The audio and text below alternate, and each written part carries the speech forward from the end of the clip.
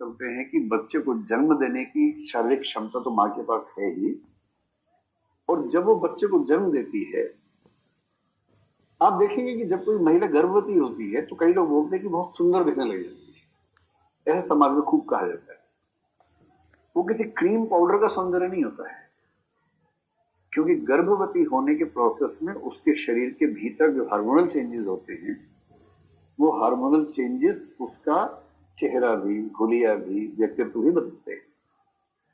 और बहुत इंटरेस्टिंग है कि जब वो मां बनती है, ठीक उस समय के बायोलॉजिकल चेंजेस उसको अपने बच्चे को फीड करवाने के लायक भी बना देते हैं। ये सारा बायोलॉजिकल प्रोसेस है, क्योंकि जब तक वो मां नहीं बनी है तब तक वो फीड नहीं करवा सकती, बच्चे को दूध नहीं पिला सकती है। मां बनने की प्रक्रिया में बायोलॉजिकल चेंजेस वो भी आ गए हैं। तो इससे ये माना जाता है कि बच्चे की शुरुआती परवरिश की जिम्मेदारी भी प्रकृति ने स्त्री को दी है। लेकिन इतना ही, इसके ज्यादा अगर आप हम ये कहें कि 24 घंटे वही बच्चा पालेगी, ये प्रकृति ने नहीं किया था, ये समाज ने कर दिया है। और पुरुष लोग अपनी जिम्मेदारी से भाग गए, नहीं तुम ही करो, तुम ऐसा बनाया, तुम करो। और बच्चा पालना इस दुनिया का सबसे मुश्किल काम होता है, आसान नहीं होता है। आपके पिताओं ने बाहर नौकरियां की, माँ ने आपको पाला, माँ की भूमिका ज्यादा बड़ी है, पिता का नाम ज्यादा हो गया। सबसे मुश्किल काम दुनिया का है बच्चा पालना, और वो काम लाखों करोड़ों महिलाएं बिना किसी श्रेय के चुपचाप अपने घरों में करती हैं। और फेमिनिज्म कहता है कि इस काम में बंटवारा होना चाहिए, ये काम केवल महिलाओं के हिस्से में क्यों आना चाहिए, उस पक्ष को भी छोड़ देते हैं। ठीक है, हम ये मान के चलते हैं कि बच्चा शुरुआती कुछ समय माँ के संपर्क में ज्यादा रहता है और परिवार में। तो बच्चा आमतौर पर 0 से 3 साल तक केवल परिवार के संपर्क में रहता है।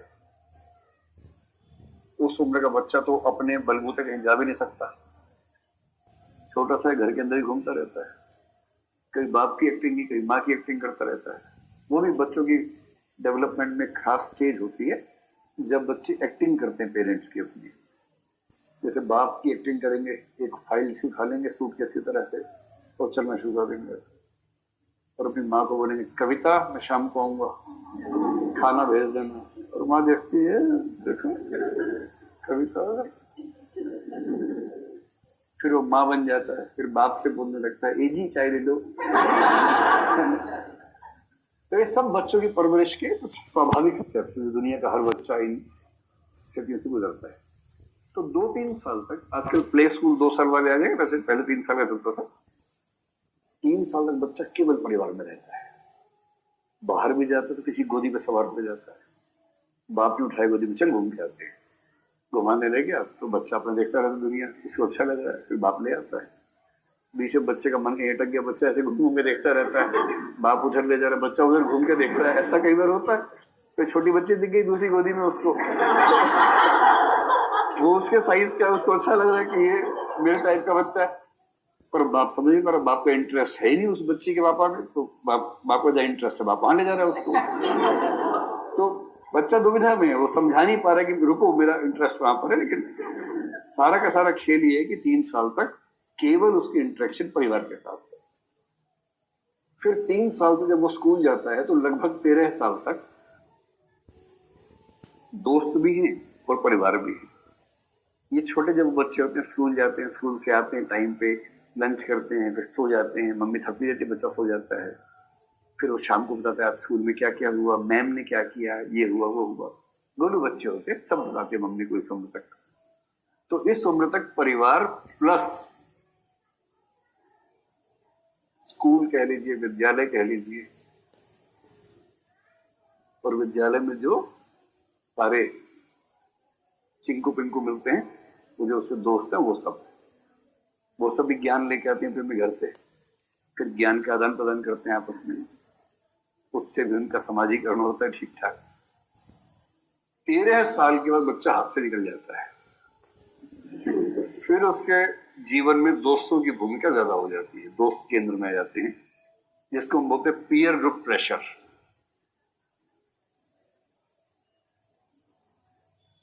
ये ऐसा नहीं कि 13 साल के जिस दिन बच्चा वो अचानक हाथ से निकल गया, मतलब नॉर्मली इस उम्र के आसपास, क्योंकि टीन एज या किशोरावस्था 13 से शुरू होती है, उस समय बच्चे के जो बायोलॉजिकल चेंजेस है उसको थोड़ा परिवार से दूरी करने का मन करता है, दोस्तों के साथ बात करना अच्छा लगता है, और नए नए रहस्य जानने का मन करता है, शरारतें करने का मन करता है, तो वो थोड़ा सा दोस्तों के ज्यादा नजदीक होता है, परिवार से दूर, और परिवार के साथ विद्रोह के भाव में भी आ जाता है।